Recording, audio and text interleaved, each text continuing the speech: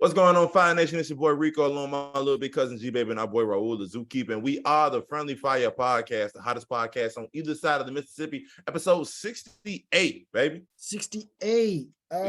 We getting all the linemen and hockey players out the way. Hit 70. I don't know what's really going to do then. What are we going to do? How y'all doing today, fellas? Wellness check. I'm doing pretty good. Rested, as I was telling my boy Rico. Absolutely. Ready to get this podcast started. Zoo, talk to me. How you feeling? I hope class came prepared today. You guys did last night's assignment. You can't do an assignment that you send at 1 o'clock in the morning. I went to bed. I was in the bed. I was done when that message bleeped. I was literally knocked out. I woke up to, you got to go to the Revolt app. Nigga, I don't have the Revolt app. I got that Revolt on my YouTube. Why is it not up there? It's usually on Apple Music, Apple Podcasts, but it wasn't on there today. So. Yeah, so there's a reason that these ain't being exposed like they should be. So I'm just saying. But we're gonna get into that. We're gonna get into that.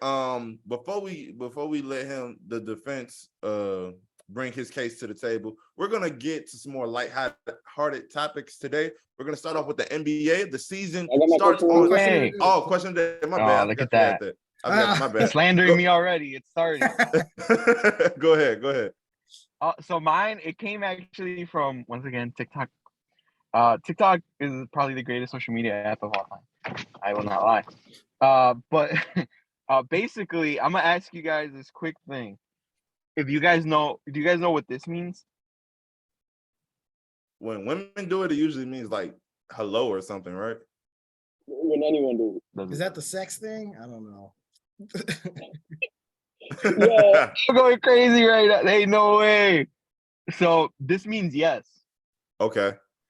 And and I saw it on TikTok because it was this one chick. She made the TikTok. She was like, she's Mexican, I think. And she was like, I'm in college right now, and my two roommates, they're both white. One's from Australia, and one's from I don't know where, but they're not Latina or whatever. Mm-hmm. And she said she was eating, mm-hmm. and they asked her a question, like a yes or no question. So she just went like this. She had food in her mouth, and that the girls were like, "What?" And she was still like eating, and she went like this again. Okay, yeah. They didn't know what she was talking about, and she's like, so she finished the food in her mouth, and she was like, yes, like, what are you talking about? Like, I did this like 5 times. She could have just nodded her head, like no, but like, because we don't nod our head, we do this. Like, this is what Latinos do. So then the post went viral. It had like 1 million likes, and like 3 million views. And like all the Latinos in the comment section were like any Latino, not just Mexicans, but like all Latinos were like, yeah, like that's common knowledge. Like, this means yes. But then all the non-Latinos, like white people, black people, Asians, anybody else that wasn't Latino, they were like, what the hell are you talking about? How does this mean yes? And so it went like a whole, like she made like 3 different TikToks, and they all went viral because like she was like trying to explain it like to non-Latinos, and Latinos were like backing her up in the comments. So basically, we all the dudes. We all grew up. I don't know, maybe if either of you guys have seen it, but like there was this one old school show from like 70s and 80s, and it's called like Chavo del Ocho. Okay. I don't know, maybe you guys have heard it in passing. I don't know, maybe like at your wife's family's house, whatever. It's like the most popular Latino show of all time. Like, it's not. I'm not even exaggerating when I say that. Mm-hmm. And his thing was when he would say yes, he would go like this. Mm-hmm.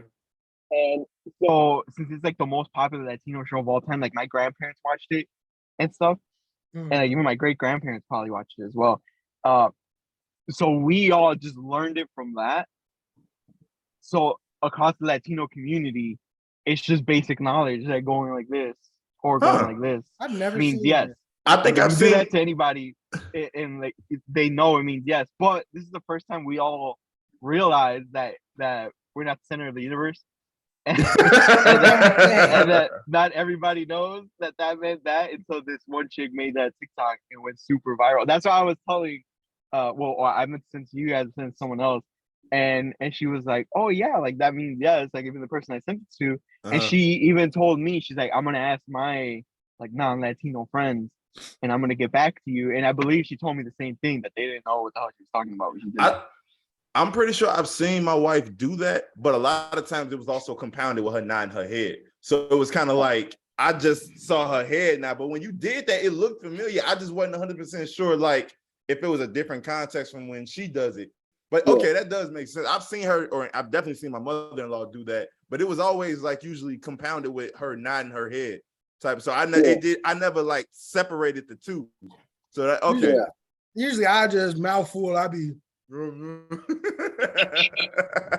yeah. Just hold on. Yeah.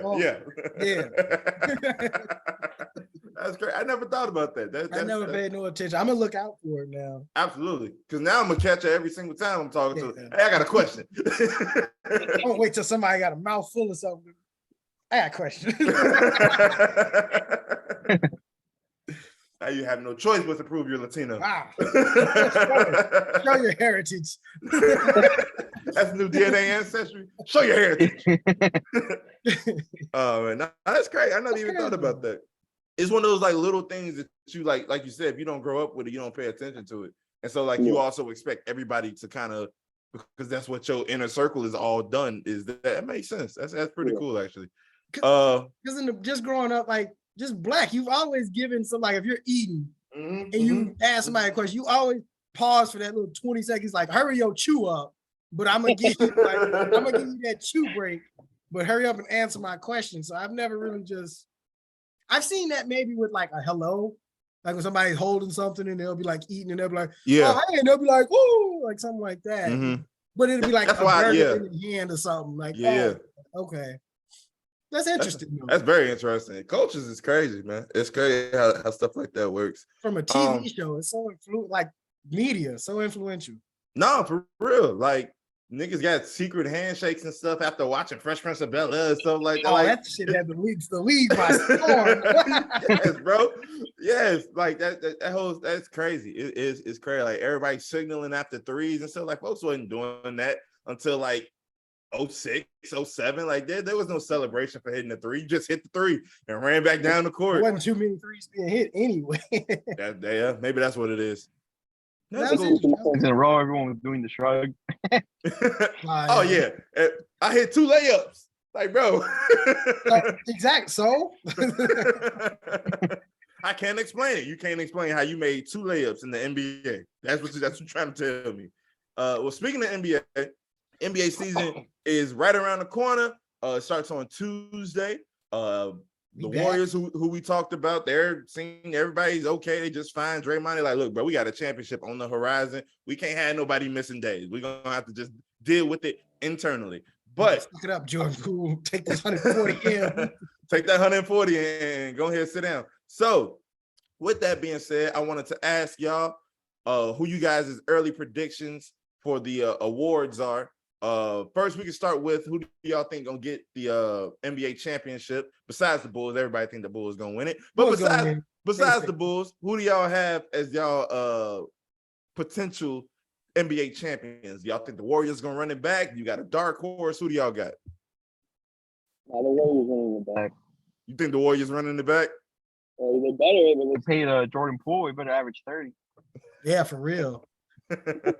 I'm honestly the Pelicans, they might surprise. I don't think they're gonna win it all, but they might give some Golden State some go if everybody like healthy. Because that Ingram, McCollum, Zion could be nasty in the right system. I think the Bucks might be there. Boston's no. I think the Bucks might be there. I don't know if they win, but I think the Bucks might be there this year. If the Bucks are there, it's probably against the Warriors. Because I can't see if Denver bring it on healthy, bro. If Jamal Murray is even like 85% of what he was in the bubble, if he could be like an 18-6 guy, they probably broke their ticket to the conference. Like, because literally, like Jokic was doing everything the last 2 years, and they was like, all right, we don't have an answer. Right. So if Jamal is still a bucket, and I hope he is, because I hate when people get hurt. If he's still even relatively a bucket, That could be Otto nasty. Porter like shake that fear to breaking his back again. But I get why it's a fear. Yeah. Okay. So instead of all right, how about this then? Who do you think will be the finals matchup? If you don't want to pick a winner yet, who do you think is going to be the finals matchup? I have a random, like, if the Warriors, I think the Warriors may end up winning it, but if they don't, I think we could see like a Memphis Milwaukee finals. Because I think, or because I don't think, I want to say Dallas, but I don't think Dallas has made enough moves. I want to see what Christian Wood look like with Luka. But as of right now, I think it can be a Memphis Milwaukee finals. Dallas keeps that same build, where it's like, hey, we're gonna get a functional guard, a functional 2, a functional 3. We're gonna have a big man supreme. Then that's not enough to win anymore, because all your guards got to be at least giving you 15 on a constant basis, at least. And you got Hardaway Jr. be 6, 8. You be like, damn, like Michael Finney-Smith, you be like, oh, he had 24 3 times this season. You be like, so it's got to be some more consistency. Like I said, they're going to try to give Luka the world. Yeah. But so I don't see Dallas. I either got Memphis and Milwaukee, or I got the Clippers. And I want to say, who would I want to come out the East against the Clippers? That East is kind of weak again. No, it ain't. Well, I think it could be. I think we could see Clippers and Philly potentially. Clippers and Philly would be good. That would be a good series, honestly, because Harden then lost his way. As long as the biggest thing, honestly, comes down to if Joel can stay healthy. If Joel can stay healthy, I honestly. But that knee been acting up for like the longest. All you need is, honestly, I feel like all you need out of him is a good 65 games and just to stay healthy throughout the playoffs. And I think you got something seriously brewing there. But they both got that Harden and Embiid that staying healthy, because his hamstrings be acting up. Oh, his hamstrings be flaring up like crazy. I don't know if that had to be just due to his weight or just due to like the banging that he would take to get to the foul line. It's just like, all right, bro. Them hamstrings don't never heal right. Yeah. Like, because once you tweak it and it get tight, it's always a concern. You see Chris Paul. Yeah. Phoenix is done. Yeah, I don't even think they have no chance of running that back. I'm very curious what they do when Chris Paul retires, because then you go back to, okay, Book and Aiden, and then it's like, who else? Because Jay Crowder wants out, or they're getting rid of him. You got Mikal Bridges, who is a decent third option, but it's like, are you ready to give all of the reins to Devin Booker and be like, you're responsible for us winning 100% now, or 80-20 with Aiden type of stuff? I mean, but they didn't have this same team before Chris Paul for what, 4 or 5 years? They had it for about like 2 or 3 years for sure. So when Chris Paul gone, it's like y'all back to barely making the playoffs, if even make any noise. Does that culture of winning and that attitude of like, does that stick with them? I guess would be the question, because it's like it's the facilitator. It's like Dallas when Jason Kidd and then when they ran it, and it was like, why are they so good all of a sudden? Jason Kidd facilitating. Like, he's not making mistakes. He's doing what he got to do. You got Chris Paul. He's still arguably, love him or hate him, one of the greatest point guards of all time. When that goes, who is the backup? Elfrid Payton? He not a starter nowhere. Not Elfrid Payton. Cameron Payne. Payne. He not a starter anywhere. So you still got to find a starting point guard, a backup guard. Devin Booker, he's so sometimey. Ayton sometimey.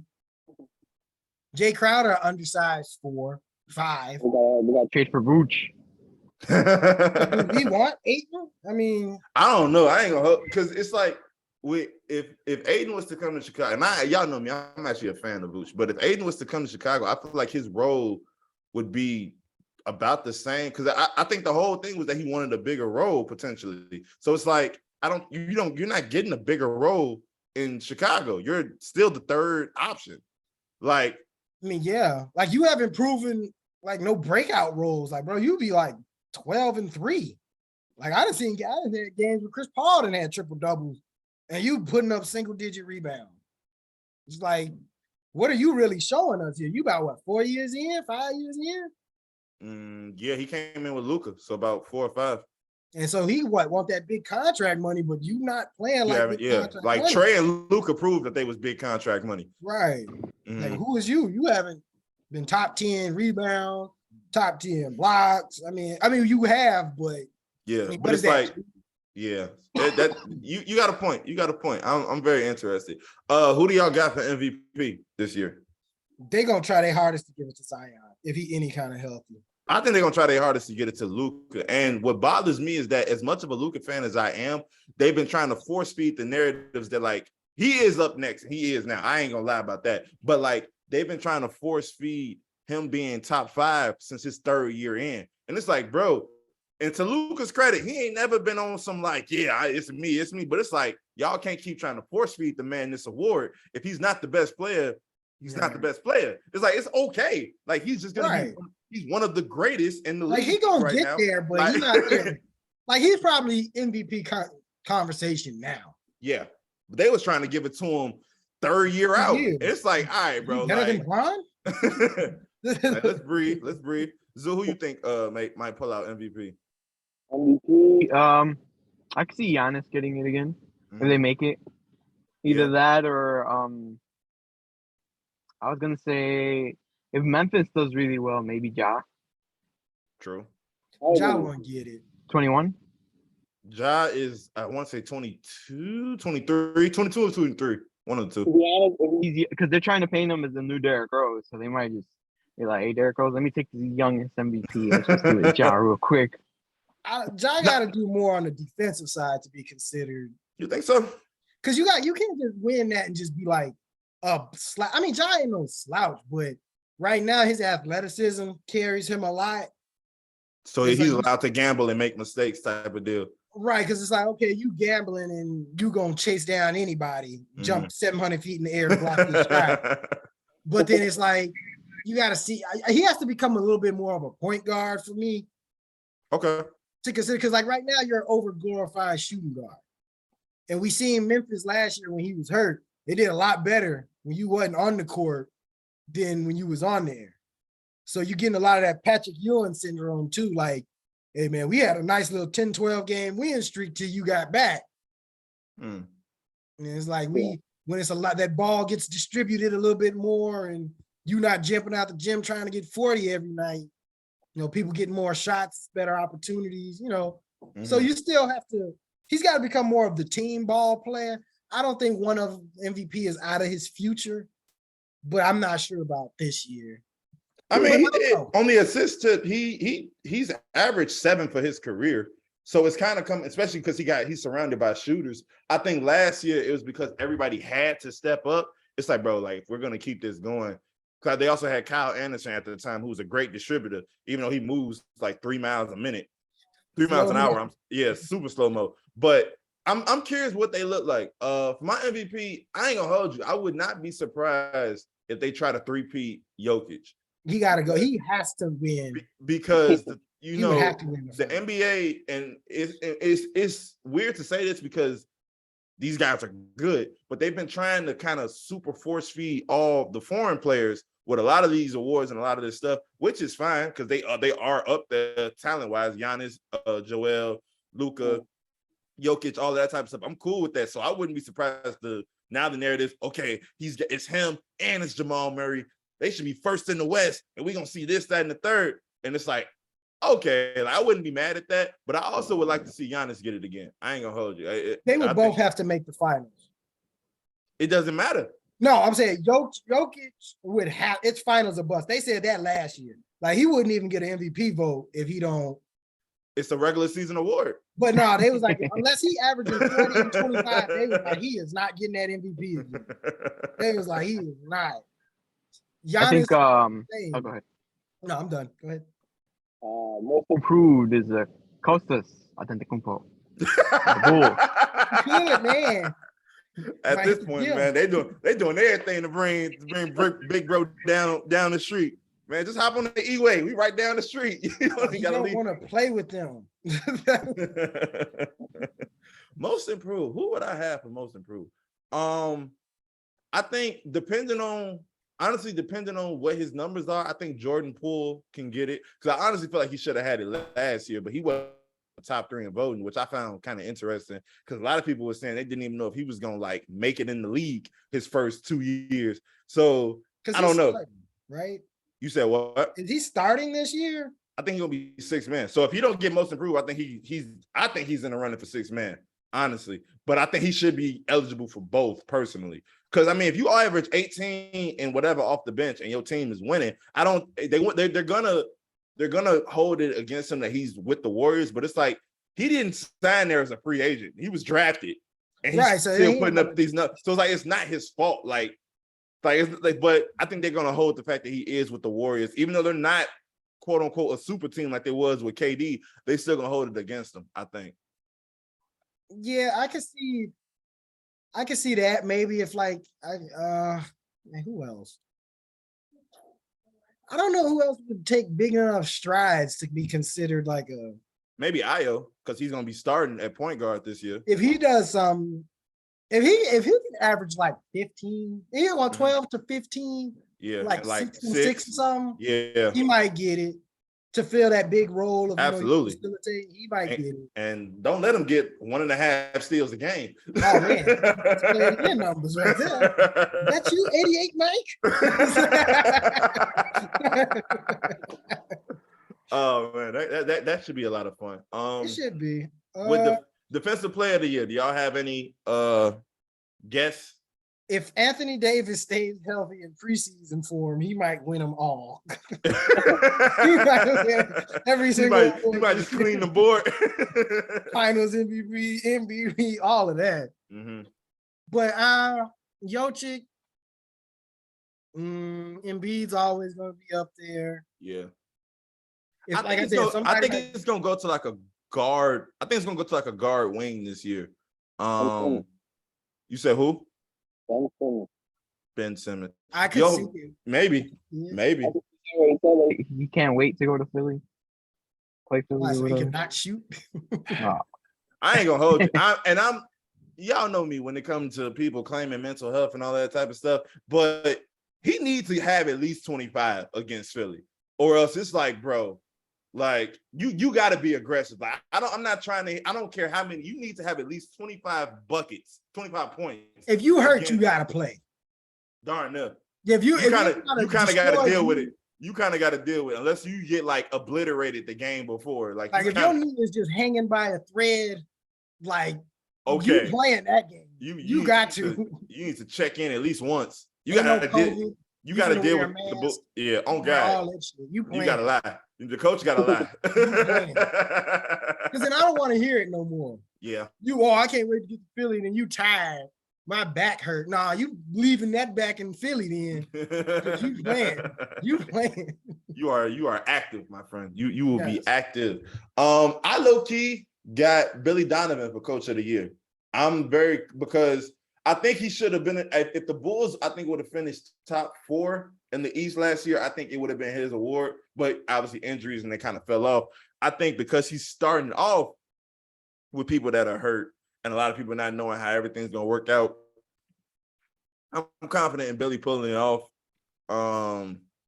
Either him, what? The Bulls love him, but I don't know if this is going to be that year for them. They going to really have to show their ass this year. They got to, and they are, you're 100% right. They absolutely have to. As a Bulls fan, as a DeMar DeRozan fan, all of that. I think it can work, but I think Zach needs to take that step as the clear-cut, like, best player. I think DeMar did it out of necessity last year because, okay, Zach is hurt. He's the only one that played 78 games. Like, DeMar's the only one that played 78. So it's like, okay. But, and my thing is, even if he doesn't, the drop-off can't be, like, vast. Like, their numbers were pretty much identical the whole year. It's just that he was hurt more. So, like, I'm cool if they end up looking identical, but I think this is the year for Zach to really take that lead. But I think we can. I think we can win if they look similar. But I also think I think we can win if they look similar. But I think we can win the best if Zach is like 27 and DeMar is like 25. Personally, if DeMar can get anywhere from 22 to 26, and Zach gotta get 25. Like, there's no substitute. Like, you talked all this, you gotta get 25. Okay. At least in like 25 to 28.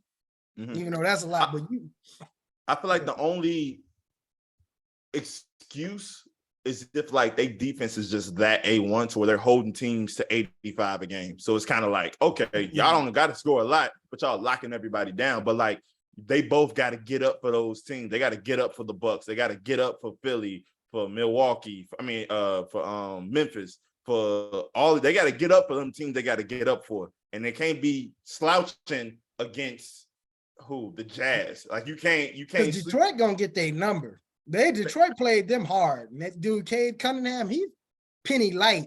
So he's coming. Penny light. He's coming. Yeah, I think I'm honestly I'm very interested in how Detroit looks. I think they're gonna mess up some people's like records. I think folks gonna inherently sleep on them because it's been Detroit the last few years. Right. They're gonna smack some folks in the mouth. I hope it's not us, but they're gonna smack somebody in the mouth. Yeah, they definitely gonna. They might give Miami some goal. Miami, so they so washed. It's ridiculous.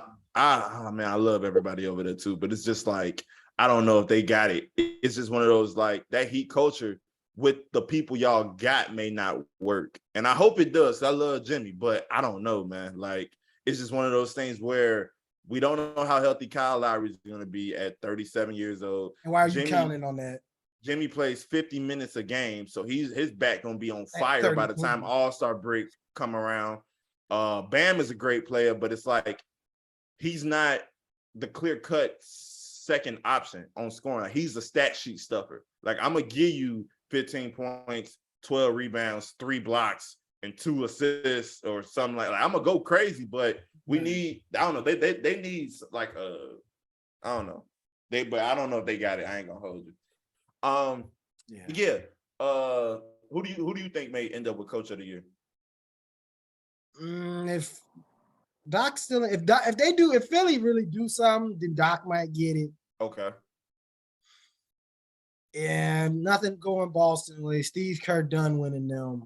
You think so? Yeah, Minnesota. You don't got a super team. You don't have a super team. It's just the people they drafted now. Yeah, I know. But I'm just saying. Yeah, Steve might be up there, but I think it's Minnesota, depending on what they do, because you got the Twin Towers. We'll see. Ant-Man. I mean, this is a big year for him. He got to really take some big strides and be the clear cut. Like, hey, I'm the scoring option on here. Yeah, I honestly think he like set that tone his rookie year, like when he was.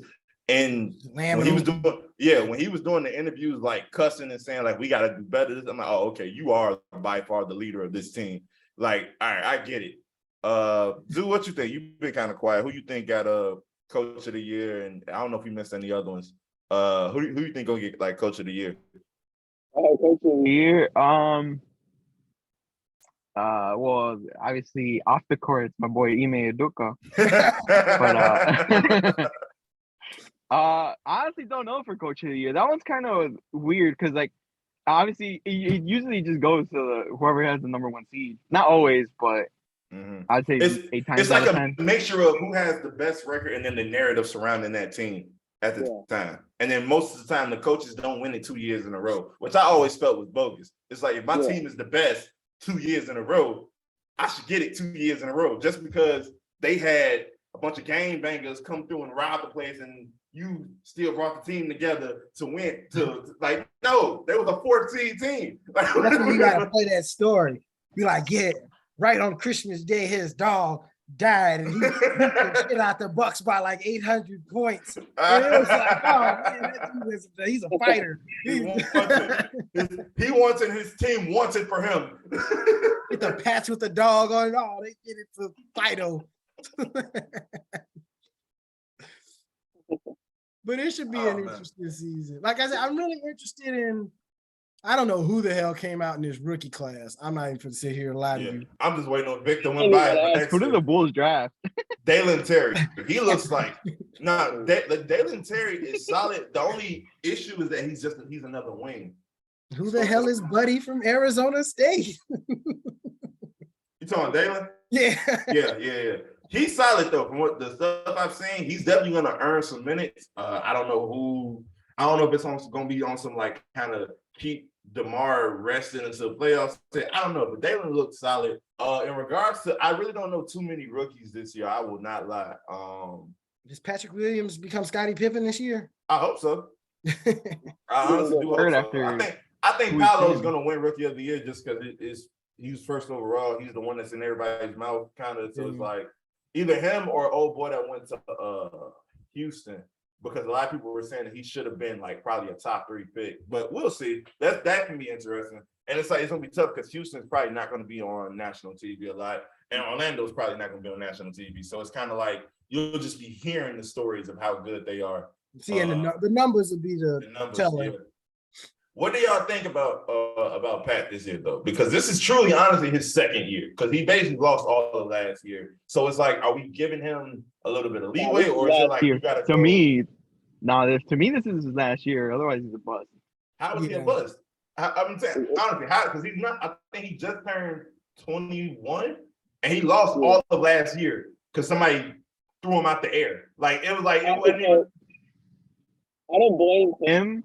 I blame obviously the media because like obviously we've been hearing the same thing. The joke I was making yesterday, I was just trolling, but like the whole JID thing that I've been hearing for 5 years. He's the next coming of J. Cole and Kendrick combined. It's the same thing with Pat. Like we've been hearing, obviously it's like all media that like, oh, this is Kawhi and Scottie Pippen fused into one and all these shenanigans. So obviously you put those expectations on them, expecting him to become that. And when obviously injuries, it's a part of the game and you don't control, obviously if it was a perfect world, we turn the sliders injuries off settings menu, but we can't do that. But because it's his third year, isn't it, or fourth? It would be technically his third, I think. Although it's really only his second plan because of last year. Yeah. But you gotta take some big steps. It's like all right. It's like if you get hurt again, it's like all right, you're injury prone, you're under the bust column. It's like, and people are fickle. Like, not to derive the conversation, but in Green Bay, our wide receiver, the first one that we picked, in the second round, he's been hurt. He's only played, I think, one game this year, like a full game. And what's it like week 7? It's like week 7, ain't it? Yeah, it's week 7. But people in the comments, like if you go on any Packers post, they're already calling him a bust because he can't stay healthy. And if you can't stay healthy and be on the field, I don't care if you could run a 2-second 40. Like you're not doing it on the court, you're not doing it on the field, etc. So it's the same thing with Pat Williams. Like you could tell me he has the longest arms, the biggest hands, he's the paw, all these shenanigans, but if he's not on the court to do anything about it, you're essentially under the bust column. Like you really need to be like a 12-15 guy. 5 or 6. I was gonna ask, what do y'all think his numbers have to be? Because you got to think now he's probably the 4th option. So no, you got to because it's like, how much time do we got left with DeMar? To be honest, true. And we got another 2 years before. Oh, he's on his way. Like no, like Ayo need to be like starting point guard. Ain't gonna be none of that. Will he? Won't he? Start shit. Like you starting, you need to be the starting point guard. And Patrick Williams, you need to be something off the bench, 6-man type shit. You need to be that.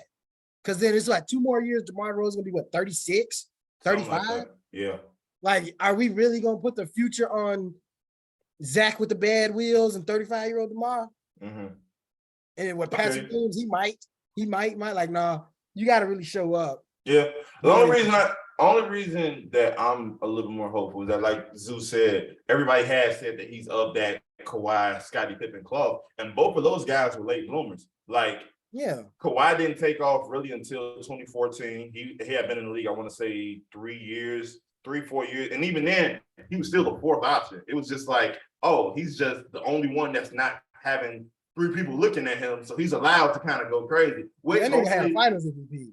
Exactly. Which hopefully Patrick can do some of the same because there's not going to be as many eyes on him. So you should have all the slashes, all the putbacks, all the little stuff here and there. And then Scottie didn't really take off until like 89, 90. Like he had been in the league, but I think 4 or 5 years up to that point. So, I mean, I'm confident in him, but you are right. And a lot of it isn't even on him because I think his true position is small forward, but you can't start at small forward. So you have to start at the 4 and guard the Giannis's and guard then that's what the defense got to be. Like, you got to be like, okay, man, he's shutting these dudes. Now, he might not be stopping them from getting 28, but they not getting 40 on me. It's not efficient. Like, you got to be that type dude. If the offense ain't gonna be there yet, then you got to be like a shutdown type dude. Like, if it ain't Giannis, KD, Kawhi, like, niggas shouldn't be getting 25. Anybody else that's not of that echelon shouldn't be going crazy. 100%. I ain't gonna hold you. I'll give you that 100% because if you, like you said, if you're not going against a Zion, Giannis, if you're going against a Joe Schmo who just happens to be the starting four, he shouldn't be giving you 25. I'll give you that 100%. I'll give you that for sure. So the basketball season should be fun. I'm definitely looking forward to it. I'm gonna try to catch a game or two this year. Hopefully, them tickets is up there. But we'll see. But make one of the pod again. When they were bad and they used to give them away for free. I remember like come with your family and everyone gets a free hot dog. yeah. It was like they had to beg, and AK was like, "I got this. Don't even worry about it." But yeah. So shout out to Bulls. Shout out to NBA. This should be a lot of fun. But let's get into why we are all here. We have about 30 minutes or so left. Dude, nah, I'm not gonna lie to you. I did not watch the interview because one, I'm shocked. I did not watch the interview because one, it released at like 1 o'clock in the morning. I was in the bed, and then I woke up and read your text message. I had to download an app to watch a single interview. Why couldn't they just put it on YouTube? How controversial was the interview to where it couldn't get put on YouTube? The powers that be. Okay. It's on YouTube now, like not through Revolt. Someone just screenshotted the whole thing, posted it on YouTube. So you can watch it on there if you want. But it's not. So actually, we could. We don't even have to spend too much time because in the beginning, when you watch it on the app, it says on the bottom, "This is an exclusive sneak peek. The full interview will be released soon." So it's only a 48 hours long. Yeah. So this episode's 48 minutes. So I don't know how long the long one is, or if they will release it. Because like Drink Champs, they have an interview with Dave Chappelle in the tuck, and apparently Dave Chappelle was going insane on there. Well, I don't want to say insane. I don't want to label anyone crazy, but he was speaking a lot of stuff, and they haven't released it. Apparently, this one was recorded like 2-3 months ago. Yeah, it was right before right before a shooting or something, and they were like they just thought it was gonna be like bad timing. No, it was like I guess he was saying like other things because like even like I guess Dave Chappelle, they recorded it, and obviously he got drunk, I believe, because in the Stream Champs. But I guess he was just because I forgot whose interview it was. It wasn't even a Dave Chappelle initially.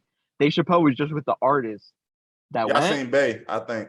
Yeah. Oh, okay, it was Yasin, and basically he just took over, and Dave Chappelle's media reps just don't want it to be released. Yeah. So I don't know, like obviously with Kanye, he doesn't have any handlers and whatnot, but he will say what he wants on the song. So, but we'll see if we get the whole thing. I don't know.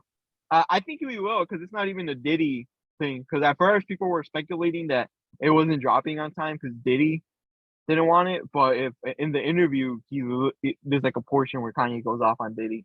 I agree with all of that, and it's Diddy's platform, so it's pretty funny. Oh, Revolt is Diddy's platform? Yeah, he owns it. Oh wow, I didn't even know. That's crazy. I should have known that though because I watched the Crew League on Revolt, and his sons are like executive producers or something like that. So that makes sense. Okay, cool. Carisha, please. Yeah. So all right then. Well, I'm gonna tell. I've been on Twitter. I opened the text message. I told you, G baby. I told you to screenshot. I didn't screenshot. All I'm saying is that with a little bit of context, the 2-minute, 20-second video that was given, it looks bad.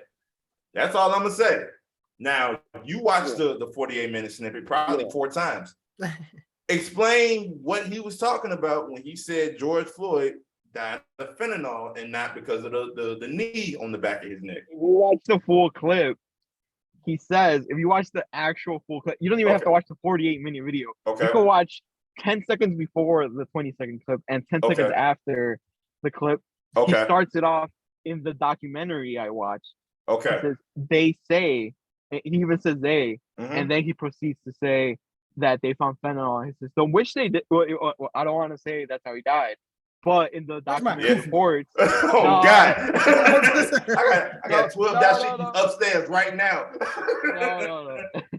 In the like, if you look up his report, like I guess I forgot what they're called, where they say how people died. Yeah, the autopsy report. The autopsy and like the coroner's report, it doesn't say he obviously died from like the dude killing him. That's why the police is like, what is he doing, life or whatever? Yeah. Or yeah, he's in jail, right?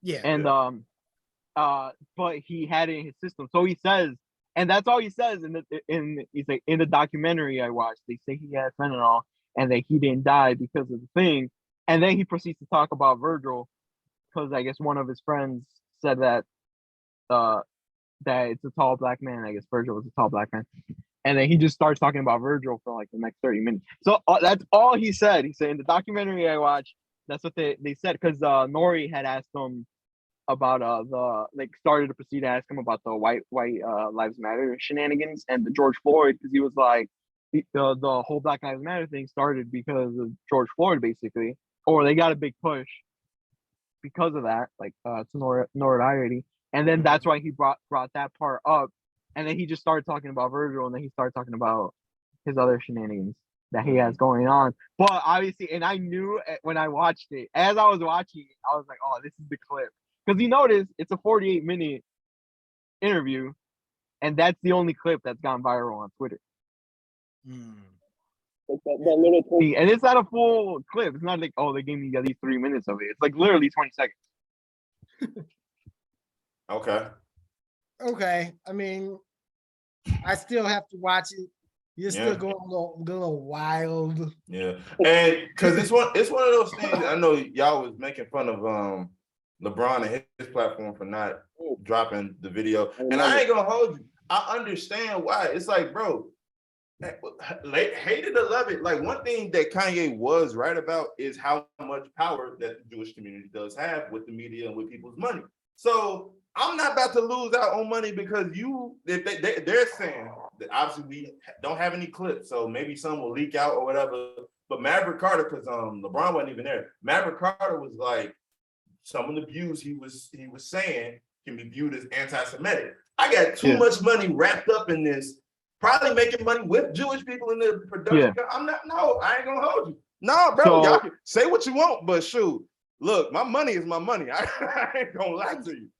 So in this interview, he does, because obviously Nori asked him, and they're sipping on Douce. You know, shout out to Jay-Z, Watch the Throne 2 coming soon. No, Nori asked him, and Kanye prefaces it. He starts getting on his Kendrick thing, which is why I saw this funny. I'll explain after I say this. But he on the whole Israelites thing, and I'm not too in tune with that. Like, I just go off face things I've seen, mainly with rap music or rap art, especially with Kendrick. I did look it up because of the Damn album. You know, Kendrick was heavy on that. Yes. The whole Israelites, that black people are the real Jews or whatever. I don't know any of that. So no one. I'm Catholic and I don't even go to church. The son of Ham. So nobody take my word as I'm just bits and pieces here. But basically that's how Kanye started it. He's like, I can't be anti-Semitic because I'm black and I'm Jewish, like, or descendants of Jews or whatever. How he was putting it out. And I did see, like, this is the part I saw a post yesterday of BuzzFeed, which they're like, you know, they have super strong, like, you have to be a perfect human being in God's green earth in order for them to like you. And they said the article was like, these three were my like, I looked up to these three people, and the three people were Kendrick, Dave Chappelle, and Kanye. And basically it was like, now I'm not anymore. And I knew why they put Ye on there. I could see why they put Dave on there because of the whole LGBTQ. I was like, I don't know why they would put Kendrick on there. But I didn't read the article because I was like, I'm not giving these people my views. But I'm assuming it's because he used to be heavy on the Israelite thing. And then the second, that one song where he just lets it fly. Basically, so it's like a whole mixture. But Kanye did preface it by saying, I'm not anti-Semitic, and like all of like the reason I'm even here in my position, he said, is because of Jewish people, because they're the ones who put me on. And he even said all the like heads of the labels are Jewish and stuff. And I'm not gonna say like, oh, that's a lie, because they are. You know, what's the number one thing everyone says is if you like you want someone handing your money, they got to be like who said it? Someone said it in the rap part. Maybe it was Jay-Z, because he brought up the 444 thing. He said that people were mad at Jay-Z because remember in Story of OJ, he has that you one want to know why line. the Jews own everything. He was like, yeah. And he also, I guess, got attacked for it at that time. I don't remember. It was like 2016, so I have vague memories on it. But yeah, I could see it. And he said, I'm just being critical. He said I didn't do anything wrong. He said he's like I was just asking a question, and obviously he does. I will be honest. He doesn't know how to explain this thing. We talked about it, I think, a couple weeks ago, where you can't be a rapper and not know how to talk or whatever. But he does. If he thinks it, he'll just put it out there, which is a good thing. Where I see why they blocked him on Twitter and Instagram. It's like I prefer them do that, and I prefer him going on podcasts where he has like a 2-hour, 3-hour chance to explain and go back and re-explain. No, I get it. I get what you're saying. I'm messing with you. I got you. Kanye's just gonna post what he thinks in 140 characters, and if you see any of his interviews, he goes on like 30-minute rants just to get one point across, basically. So I don't know what your guys' thoughts on that. Oh, you guys didn't watch it. But I see it like a forming in your forehead. What you got? It's like I'm semi-rolling because like it's not anti-Semitic. And like I said, I learned that word from Ice Cube. Shout out Cube OG. But he said he talked to Ice Cube before after he made those posts. I mean, and that Ice Cube was like rolling with Kanye, but obviously Ice Cube can't say it because if we remember a year ago, I think, or maybe it was at the beginning of this year when he sat down with Trump or whatever. Yeah, and then people were calling Ice Cube same thing, anti-Semite. Yeah. Go ahead, G-Baby. So just to briefly clear up the Ice Cube anti-Semitic, it was like because of the manager. He was attacking the community. He was attacking one Jewish person, which I can understand. So shout out Cube. I'm rolling to the death. But Kanye's doing a good. What I'm rolling is because he's giving backwards compliments. Like he's not just literally saying all Jews are bad. He's saying, yeah, these niggas own everything. Which they just because you see what I'm saying, just because they're taking it the wrong way doesn't mean he could have said it better, of course. Yeah. But I get what he's trying to do, and I'm kind of semi-rolling with the martyrdom of it because it looks like he's going all or nothing, and he's got enough to back it up. But I mean, somebody at some point has to challenge that. You guys have profited the most off any suffering and trouble, which I do agree. Holocaust was bad, but like y'all got everything, and can't nobody say nothing about nothing. Like that's true. That's not fair. And for you to put this, go ahead. Now finish your point. No, I'm saying for them to have a stranglehold on rap, what can be said about them? Yeah, just that you're profiting off of us. Mm-hmm. Like at the end of the day, when Ice Cube was saying all this fuck Jerry Heller, this, that, and the other, y'all still got to check off that. Y'all didn't not push that album. Absolutely. Y'all didn't so for y'all to be like, you can't say that and this, that, and the other, but it's the black dollar. Like, we're not trying to take over, but you need to kind of at some point understand, like, yeah, y'all got everything, but we the ones kind of still fronting it. Mm-hmm. Like Chase. For them to go out and say, no, we don't want your billions. Nigga, that's your whole thing is money. Yeah. Like, how are you gonna he's the biggest black enterprise right now. So I get him taking the fight to them. I'm rolling on that because if he does fizzle out or Icarus, burns up, it ignites that next fire. If his flag plants down here, somebody else, even everybody's eyes are open to, okay, the Jewish community, they need to not stop. I'm not gonna say that, but there needs to be a little bit more regulation. Yeah, because money can't control Yeah.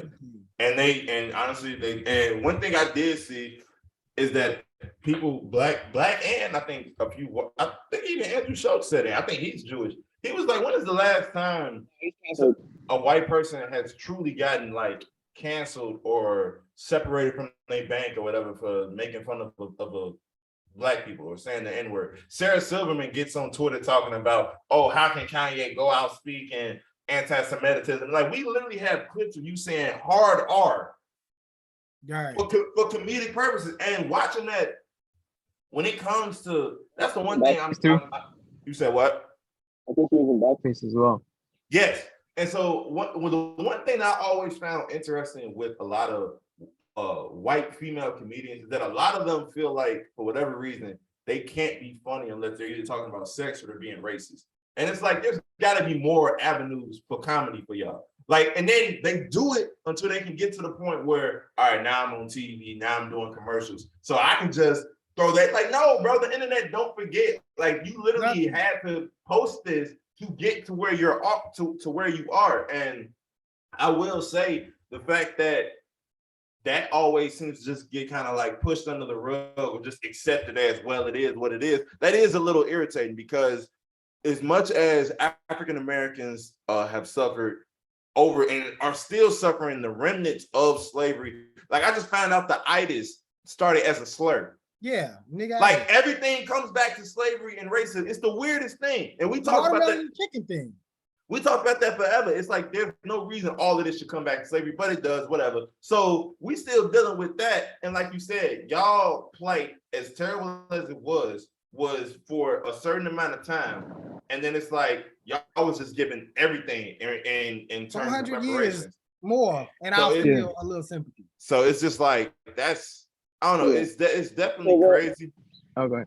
It's definitely crazy. And then it's like, yeah, all types of racism and oppression is bad, but to go out of the way and just make it seem like this is worse. Yeah, that's what I don't like, is trying to make a competition. I can't do oppression Olympics with black people. You'll lose every time. Like, it's not like going to work. In a stand-up, like, you going all the way back to Egypt. Yeah. Nigga, there wasn't even no, you know what I'm saying? How far are you going back with this? Like, oh, because of times, like, there's no evidence there. I mean, we have this, but on one hand, you want to, all the black Jews, them people was black. But so you act like it was the Egyptians. Was just, like, nigga, we was in Egypt. Like, that's our thing, Egypt. Y'all was a little bit fairer skinned, but y'all was still black. Yeah. Now you just want to forget that black. Y'all are from Jerusalem and Jordan and Israel. Ain't nobody blonde hair, blue eyed over there. So for y'all to feel this way about us and to treat us this way, it's not our fault. We ain't do that to y'all. We was over there fighting to liberate. People that look like y'all did that to y'all. Like, yeah, you see what I'm saying? So for y'all to flip the script, it's like, hold on, what did we do? That's always the question. Like what Thugnificent said. What did we do to make them niggas that like, honestly, that's the question. For real. And it's just not fair. So on that part, I do roll with Kanye a little bit. Just he needs to have somebody write this stuff down and have somebody interpret it a little bit better. Yeah. Because so like, I'm oh go ahead. No, I'm good. Oh no, so so I got two parts, one to add on to the G Baby thing and the other one a little bit, because I'm always, you guys know me, I could always see both sides, even if it's Kanye, and even though I'll still ride with Ye to the very end, it's like I could still see the other side. And the other side is so I'm not super versed on World War II. Everything goes off either a couple books that I've read or movies that I've seen, but like their Call of Duty. Yeah. Shout out Captain But their standpoint is basically that this is how the Holocaust started, with just little things saying, oh, Jewish people own all the money here and they're greedy and stuff. And I've seen like the propagandas and stuff like that people made about them back in when that started in the 1930s. Well, I think it may have even started earlier, since the 1920s, because it took years to build up to the point where everybody got on board and it was like, all right, yeah, let's do the thing. But and that's how it started. So I can see their point being like, like it might just seem like comments and he's not doing anything crazy, like threatening them or doing anything like malicious or telling people to attack him. Mm-hmm. But this is how it all started back then, just saying little things like, oh, they own everything, they control everything, blah blah blah. So it got people scared of them. So I could see their point on where they don't want Kanye doing that, because it may be not right now, but maybe, we had the Nick Cannon thing, like we said, Ice Cube, and it's like if people keep saying these little things throughout this decade, maybe by the 2040s, we're back at the point where everyone's like, oh no, like F we the got to do Jews type something. stuff, yeah. Yeah. So I could see their point 100% on that. And like I said, I'm not saying Kanye is right in whatever he's saying. But the second thing to add on what G Baby was doing, I follow this dude on Twitter. He has a podcast dedicated to Kanye. It's called Kanye Podcast. And basically, so I follow him, but he's a white Jewish guy. And people have been telling him, because right now he's not rolling with anything he's saying. And people have been telling him in his mentions, like, oh, you were cool when Kanye was going off on black people. You were cool when Kanye was going off on this community, when he called like Lizzo fat, when he did all these shenanigans. You were cool with it throughout the last 20 plus years when he attacked Taylor, all these shenanigans. But now that he's attacking your community, or not even attacking, saying negative things about your community, now you're now mad. it's Now the problem. it's oh, I might not be able to be a Kanye fan anymore, blah blah blah. And it's like, why were you cool with him saying all these negative things about all these other communities, but now that it's yours, it's like, oh, I'm not rolling anymore. And so I could see where G Baby, like he was saying, like we're allowed to say negative things about other communities as long as we're not bringing hate or telling people to do malicious things or anything like that, like the whole bank thing. That the bank doesn't want to bank with Yeezy anymore, like the Yeezy brand. It's like they still bank. Andrew Schultz says it. He's the one who made the post. You guys still bank with Donald Sterling. You guys still bank with we're banking with Epstein and with all these other too. people. Yeah. And yeah, you're still banking with all these people that actually committed crimes and actually said like racist things and like held people back and like made people like not make money and whatnot. But you're not gonna bank with Ye over like an opinion. He didn't even say like, hey, if you see this person, attack him on the street, or if you see this. He was just saying like, hey yo, like y'all not gonna mess with my money, because that was Kanye's point, I guess, on this podcast too, that they were messing, because he had 4 concerts planned, I guess, to do the Down the 2 release in November, and he already had it booked. He had the stadiums booked and everything, and I guess they canceled it. He's like, now y'all messing with my money. Yeah. And like telling me to change my bank and whatnot. It's like, I didn't even do anything. Like, I didn't attack anyone. I didn't sexually assault anyone. I didn't do a crime. Like, I'm still walking the streets and whatnot. But it's like, now y'all like not cool with me. Y'all were cool with me when like I said, with the podcaster dude, they were cool with Kanye attacking all these other people. But now it's like, oh, you crossed the line. So that's the only thing where I'm like, you can't pick and choose when you can't be hypocritical. You can't pick and choose. Like, if you're gonna be mad at Ye for doing everything, which I know there's people are that don't like anything he does, it's like, all right, like I respect you because like you're standing on it. But it's like you can't pick and choose. Like, oh well, if he says something bad about Lizzo, I love Lizzo, so I hate Kanye. Oh, but I don't like Taylor Swift, so it's cool that he attacks Taylor Swift. And it's like what? It's like, you're either gonna be mad at everything he says or not. I agree, because I hate a hypocrite. Within piggybacking, and I agree with what you say, like piggybacking off the fear of multiple people start thinking this by the 2040s, there might be another. But what about all the blacks are gonna come and rape white women, and we're thugs and hoodlums, and there's people still on the street. Like Target. I don't go to Target because like 6 out of 10 times I get racially profiled at Target. Never really failed. Yeah. So it's like, you're talking about Jews got all the money, something needs to be changed. Oh, 40 years from now, that might. But what about when that was a deathly fear that we might have been slaves a couple years ago? When there's, hide your women and children, because these blacks, these monkeys, they don't know no better. They're shooting and robbing, killing everybody. They're gonna break your house, rape you. That speech is still being spoken very often. Especially down south. Yeah. You see what I'm saying? There's whole pride rallies that they ran up. What was Ahmaud Arbery? They killed this nigga for no reason. Are we not worried about a racial? That's not important no more because Jews got all the money. You can't be double sided on the coin. No, you can't be okay with us being rapists and thieves, but then we can't say y'all greedy. That's not a fair trade-off. That's not fair at all. Like I'm legit. It's a legit fear of the police that we have.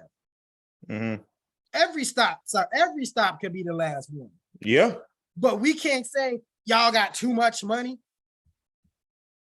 Like that's not right. Like we're legit worried about an open season on Black people every single year. But one time a nigga step out of line and say Jews got a little too much money. That's the issue. Oh, we're worried about the Holocaust. We're worried about this. Like, then fight your own battles. Bring out all the Jewish rappers. Start y'all label. Push that shit. Push all the Jewish basketball stars. All the Jew. Start y'all own league. Leave the Negroes alone. Because if we all quit, what? We the lazy niggas, but we work harder than everybody else. We the rapists and thieves when we kill our own. When was the last time y'all done seen a Black person in a white neighborhood just mass genocide somebody? We ain't never just ran up at nobody. But I bet when you walk down the street, Rico, as nice as you are, people still moving out the way, crossing into the street, clutching their bags. Like you ain't broke. You don't need their money. So what is that stereotype? We got to stop the Jew slander, but the Black stuff still fine. Gotta stop the gay slander, but the Black stuff still fine. Like, why is that? You gotta shit on the Black community to even be accepted. Yeah. By anything. But we not worried about a Black Holocaust again. Like nobody sticks up for us but us. But then when we do, we thugs and hoodlums.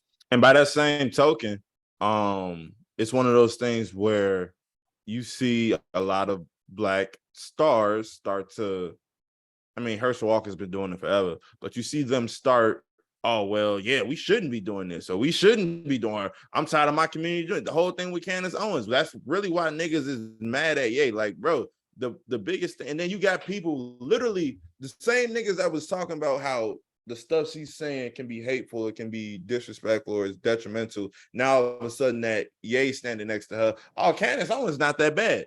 Like it's one of those things where on both sides we got to treat ourselves better and stop always trying to.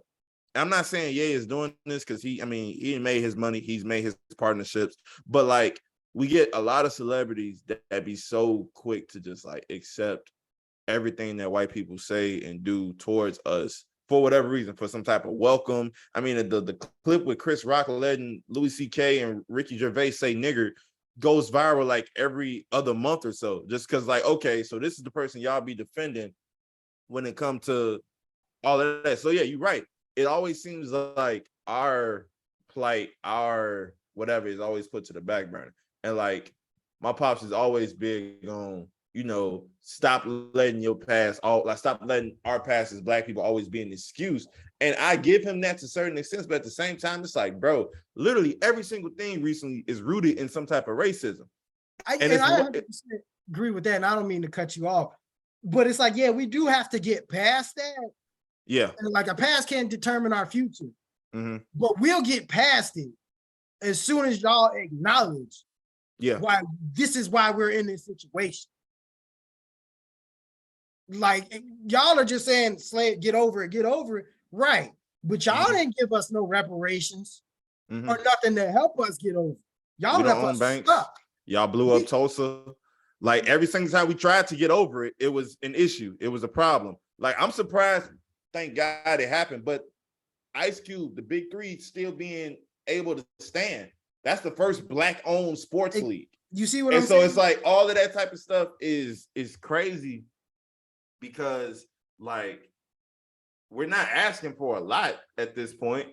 Like basic respect and stop oppressing us and let us get a loan for a house and let us be able to walk without like you said, being followed around in Target, bro. I just came in here for some hangers. Like, Just why? Like, look at the job application, not from Tyler Smith.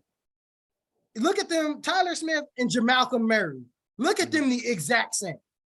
yeah, That's all we asking. That's all we ask. Don't look at the Jamalcolm and the Tyler.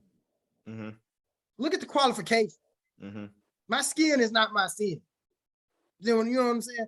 That I shouldn't still have to bring up, oh, this, that, and the other. My great grandma picked, your grandma picked cotton. absolutely. You see what I'm saying? It's not that far removed, but as soon as you apologize, that's all we really need is an apology, and we gonna help y'all work towards a brighter future. But it's always just get over it. How? Like Snowfall literally takes place in the 80s, bro. Like they needed money for this war we shouldn't have been involved in. So what's the best thing to do? We gonna harvest these drugs and send it to the niggas and the Mexicans and let them kill each other and flip it and cook it however they want. Just give us back our cut.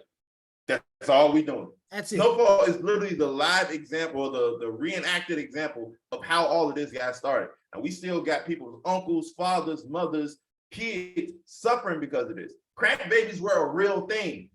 Like all like why don't you decriminalize crack? Y'all fault. Y'all provided that. Why is niggas in jail for fighting your war, for funding your war? They should be veterans, don't you think? Yeah.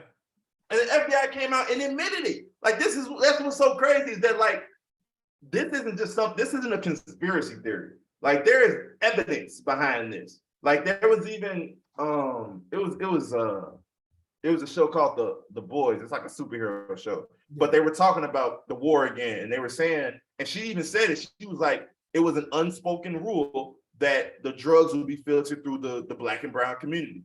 Like it was like we didn't say outright, don't go to LaGrange, but you should probably slide to the west side of Chicago and do this. So, because why isn't Freeway Rick Ross looked at the same way as Nolan North? Bill Clinton, he's an American hero, am I wrong? He funded an American war. Why isn't he in our history book on his contribution to this company? To this country, to the economy. You see what I'm saying? But he's a crack dealer, murderer and killer, all this, that, and the other. It didn't get no national attention to them white folks start dying. Little Becky OD'd off a rock. Why is that? Yeah. So it's definitely something to definitely raise your eyes at. Like I said, I don't agree with everything that Kanye has said, but at the same time, there does need to be some type of balance because can't every single thing said about those, unless it's just outright hateful, that's one thing. But if what he's saying, like you said, if it's more along the lines of them niggas own everything, then they prove, yeah, we own everything. We just canceled this $1 billion investment fund, whatever that Kanye had, and it doesn't hurt us. Like that's a lot. That's a lot of power. If you can cancel, like you said, the biggest Black entrepreneur right now, and it not hurt y'all metaphorical pockets or y'all books or whatever, that's crazy. And it's one of those things where there definitely does need to be more of a conversation on why every single time a Black person says, hey, this offended me that y'all said this, it stopped being soft. It's y'all take everything to racism, this, that, and the third. But like you said, the slightest thing that can even be remotely taken anti-Semitic, it's just shut everything down. Every single thing you owned, every single thing you could have profited off of, we're gonna make sure you never do it again. It is something to definitely be wary of and to watch out for. So like I said, I don't agree with everything Kanye said, but he does have a point with that there is a lot of power in the Jewish community. And I ain't gonna hold you. I do wish more Black folks was unified enough and were given the ability to do that. Remember when we was unified? The Black Panthers. What happened with that? Well, yeah. But that also started falling apart on its own. But still, who put crack and all of that stuff in there to disrupt that? True. Who marched on Washington? It was a million niggas out there. What happened? The Nation of Islam. What happened? Mm-hmm. So every time we try to get a little bit unified, here they come with the fire and breaking down doors, killing niggas in their sleep. Mm-hmm. Here come the federal agents. Here come the crack. Here come the jail time. The 3 strikes, all of that type of stuff. We trying, but then we lazy niggas. I don't get it. Yeah, I don't get it either. Like we could end on this, I guess, but like the LeBron thing, I'd be joking and cracking jokes, but like he to does the point where it's like, no, like I'm not even gonna say that, but like to where LeBron isn't saying anything bad. No one on his shop probably, we didn't see the clip, but I'm assuming they didn't say anything bad because they were probably all like, it was Kanye who everything could have been taken wrong or said negative. Like, let's just say he said the worst thing of the worst, or like maybe he didn't say the worst thing. Maybe he just said what he said on the Nori podcast because the Nori was shot after the shop. And it's like, I'm assuming he probably just repeated what he said on the Nori podcast. It wasn't the worst thing in the world, but like, let's say in your mind it was. It still wasn't LeBron who said it. It wasn't any of his cast and crew that said it. So why not be allowed to air it and like threaten LeBron to, like, your show is going to be shut down? And it's like, if he's not the one saying it, it's like if we're on this podcast right now and like I say like, oh, Mexicans are the worst thing to happen to God's green earth. Rico and G Baby shouldn't like take fault for that. You guys shouldn't take fault for that because I'm the one who said it. But see, in our sense, you're not gonna. Oh, go ahead. In our sense, we're partners. I've made it known multiple times we're partners. The Friendly Fire podcast has all of our names on it. I do my best to try to highlight every single one of us. So that's me giving you the platform to spew out this hate towards insert minority here or whatever. So with LeBron and Maverick Carter, whoever else is in charge of it, if they allow this episode to air, then it's okay. You're giving this a platform. Everybody was saying the same thing about Nori. I was looking to see if there's any other topics to talk about, and everything's been Nori because it's Kanye.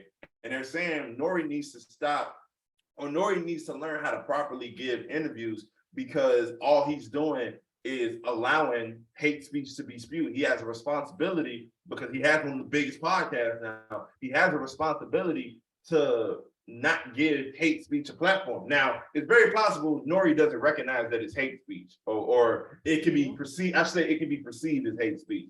So that's a whole separate thing. And like I was saying, like I understand from a LeBron perspective, from a Maverick Carter perspective, the fact that this may even be perceived. And even if you don't think, okay, like if you say, like if G Baby said something, and I'm like, not because I'm saying I would post it, but if say we get to a certain point, and I'm like, you know what, I'm not sure about this because of how it can come up. One, I'm gonna relay the message to G Baby, like, hey, we're gonna let it be known, but they do have a responsibility to, you know, if anything can be perceived as hate speech, you got to guard the bottom dollar at the end of the day. You can say what you want about freedom of speech. You can say what you want about it. Oh, but it's Kanye. Look, bro, Kanye's not filling my pockets. Okay. Right. So it's like, I understand that from a business perspective is that this can be taken a certain way. And now the story is LeBron gave Kanye the platform for this because everybody's going to watch an interview that Kanye does. So if it's on a platform that LeBron has provided, that's what happens. Like there's a clip when Tom Brady was talking about, oh, y'all not gonna sign me, but y'all gonna sign this motherfucker. That was on LeBron's platform, and they still talk about it.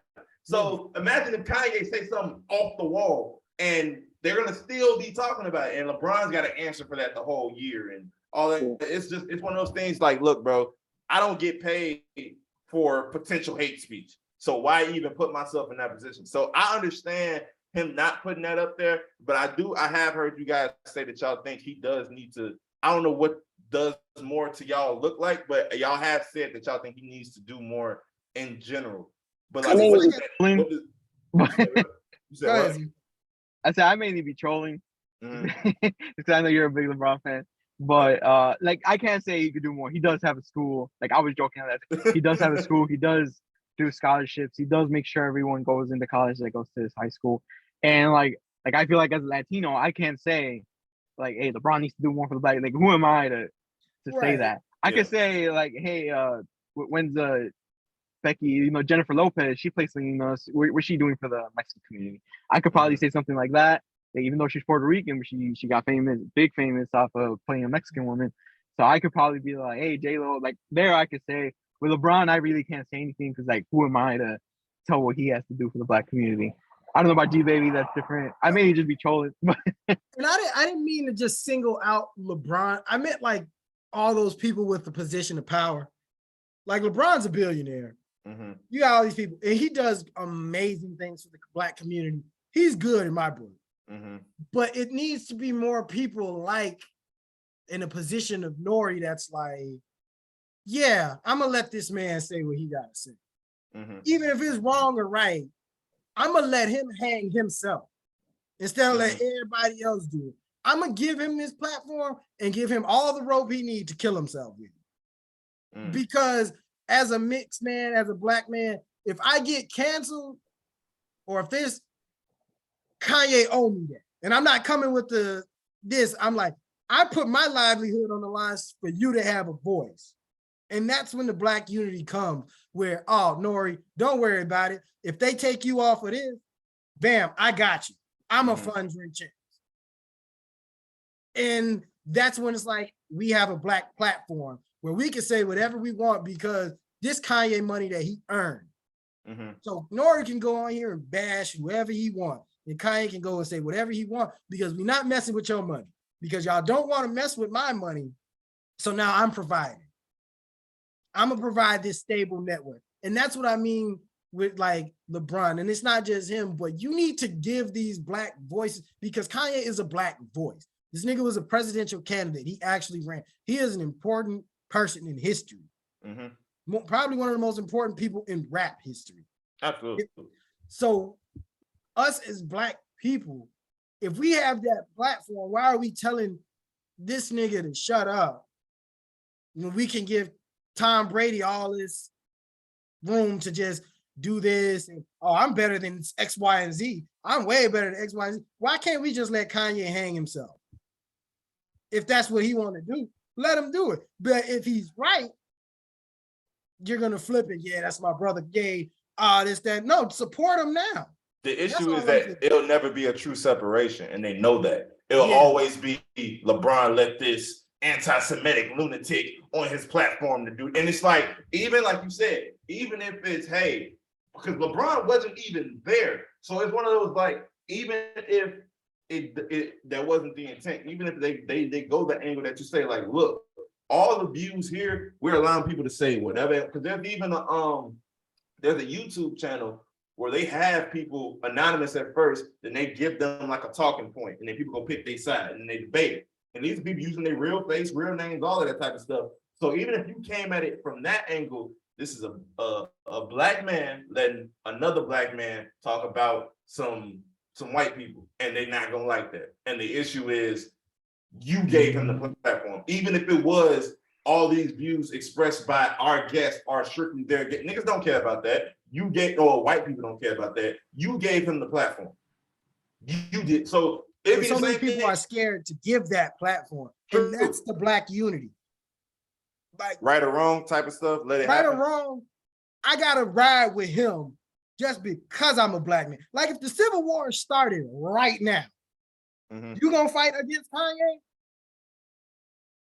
You're right. That's what when it boil down to when it come down to the come down, they not on our side. They never will be on our side. As much as you like it, I'd rather be on the fighting side with Nori and Kanye than Jimmy Iovine. And that's just real. I heard CNN War Report. You know what I'm saying? They ready. And when it comes down to the come down, they're never gonna take your side. You could have a twin adopted brother that you've given half your organs for. When it come down to the come down, he will kill you in the name of his whiteness. Think so? I think so. Because at the end of the day, I gotta live here, you don't. I'm always be all right. I'm white.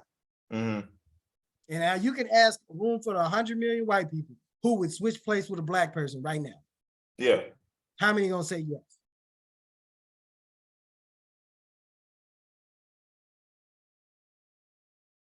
Good point. It's all about your platform. That's definitely going to be the basis of whatever our title is. It's going to be something about your platform. So, Kanye is a Bad Bunny fan. Oh yeah, Collab on the way. I want to say something about Bad Bunny real quick. So I got into like a debate with people on Twitter. And mind you, I'm not a Bad Bunny fan. I respect his work. I respect his music. I respect his freaking global reach. And I was trying to tell somebody, because I'm annoyed with it. It's happened a lot with Black people. I know maybe a few white people have said it as well. Oh, wow, I can't believe he's at this point. I can't tell you one song. Y'all have to realize there are more than just you in the universe. The musical scene is bigger than just your Spotify playlist. Bad Bunny is one of the biggest superstars for sure right now. And when I said pushing all time, I meant if he kept this consistency, he would be one of the biggest musical artists of all time. And niggas talking about all the dick eating is crazy. I'm like, bro, do y'all understand the numbers that this man is putting up? He is literally selling out arenas with a 30-song album and playing all 30 songs. He made 23.5 million off of one night. Like, I'm not tripping. Like, I understand how like numbers work. Like y'all, and then, oh well, just name me a song. First of all, I did name a song. Shout out Zoo, but I did name a song. But even if I didn't name a song, you can't say I don't care about numbers. How do you not care about numbers? And we're talking about the biggest. Because if we talk about Kanye being one of the biggest, there are numbers to back it up. So if I say Bad Bunny is one of the biggest, there are also numbers to back it up. We as a people need to understand, even if we don't listen to the man music, we just gotta look and be like, okay, this is one of the biggest stars of all time. I didn't even know Shakira was that big until I seen that she was doing the FIFA song. I'm like, oh, okay. Niggas really rock with Shakira. People really rock with Bad Bunny. He's done like 11 shows and made like $85 million. Like, it's just one of those things that people need to understand. The musical scene is bigger than what your bubble is. Yeah. Me telling you insert artist here is one of the biggest artists of all time does not make me a fan of him, but it's just recognizing numbers right now. I'm recognizing numbers. Even if you don't like his music, the numbers are still the numbers. He is doing these numbers by himself. He's not co-touring. He is selling out these arenas solo dolo, him and his dancers. Yeah. Big chillin'. So I don't know. Folks need to wake up and realize the world is bigger than it's that main character syndrome. Yeah. It's literally it's way bigger than you, bro. Like you don't even understand the half. But yeah, that's my Bad Bunny rant because niggas is so undereducated that it bothers me. And you don't even gotta like listen to his music. Just look at the numbers. That's all I'm saying. Just look at the numbers. That's all you got. I don't watch a single Michael Jordan highlight, but I see for his career, he averaged 30 points per game. Over his 15-year career, 30 points a game. Wow, this guy was a bucket. That nigga was getting 30. That's not dick riding. That's looking at 30 points per game and realizing nobody else has that type of number. Yeah. I'm sorry. Nothing else to argue. There's nothing else to argue. It's a statistical fact. Yeah. But niggas be tripping. Nice lengthy episode, this one. Oh yeah, nice little hour and a half. We still not to the average of I was about to make that joke. I was about to be like, we ain't at 3 hours yet, but we getting there. We getting there, baby steps. But we thank y'all for tuning in to yet another exhilarating installment of the Friendly Fire podcast. If you have any questions, comments, concerns, you can DM us at friendly_fire on Instagram and Friendly Fire on TikTok. Once again, friendly_fire on Instagram and Friendly Fire on TikTok. Artists, if you are a musical artist, a little like a painting artist, send us your work at friendlyfire2021@gmail.com. Once again, friendlyfire2021@gmail.com. If it's music and we like it, it goes on at the end of our podcast. If it's artwork, it goes on that big, blue, beautiful wall, or maybe even my office wall. We'll see. We'll try to figure that out. But we thank y'all for tuning in. On behalf of my boys, I am Rico, G Baby, Zoo, Friendly Fire. Be blessed. Peace. Yeah.